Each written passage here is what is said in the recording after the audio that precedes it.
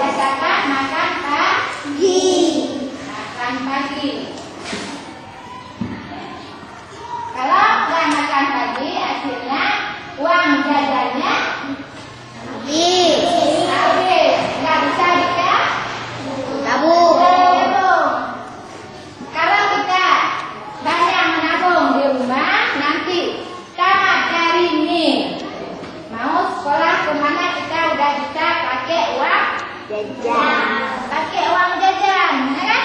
Ya. Uang jajan yang misalnya mama nggak ada duit, oh ni udah sambung bulan. Anak peng mak, tinggal sambung anak peng. Oh mak, lu nak kucing lempeng, ya kan? Nah, bukan saya nak lu sambung bulan, mana lu ada sambung bulan? Gak mau saya ke sekolah. Itu kalau ada uang di jelek bisa kita ini. Kalau nggak ada, apa yang kita bilang sama mama? Udah nggak ada duit mama, ya sudah. Nggak ada di saku sekolah ya, tinggal di rumah.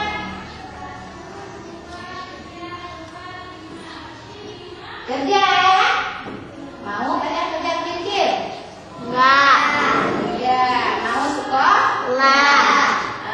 Kewajiban kita seorang siswa adalah belajar.